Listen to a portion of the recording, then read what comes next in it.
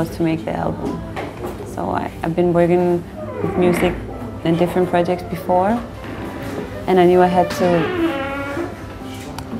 to do this with the piano, with my piano pieces, and sit down and take time off for doing that thoroughly at some point in my life. Yeah. So I had it hanging over my head like, come on, Agnes, you have to do this at some point. And then Berlin was the perfect situation for me to do it.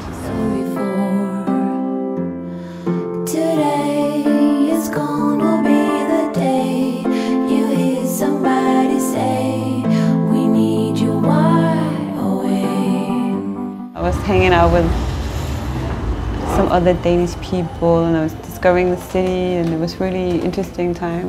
It was more like the next 6 months after that I became a little bit lonely. My boyfriend went back to Denmark at some months, and I was totally alone in the city. And this was when I started trying this of being in a new city where you really are foreigner, you don't know anybody, and sometimes you really have to eat alone, you know, you have to do things alone because there is really nobody there.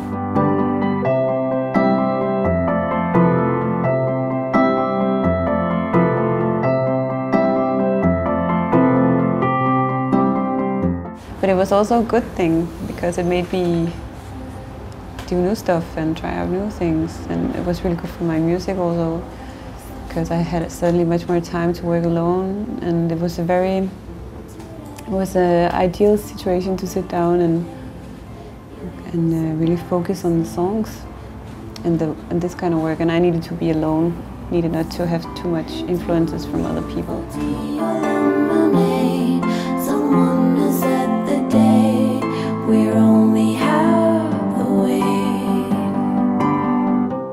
I think what I've learned in Berlin from the people I met there is actually, and that has inspired my music very much, is that it's very important you make exactly what you want. Because some of the people I know there, they're absolutely doing what they want. They don't care if nobody is listening. If they want to do some kind of weird experiment with some weird sounds and do that for half a year every day, then they do it. And this has been very inspiring for me to kind of just go ahead with exactly what I felt like.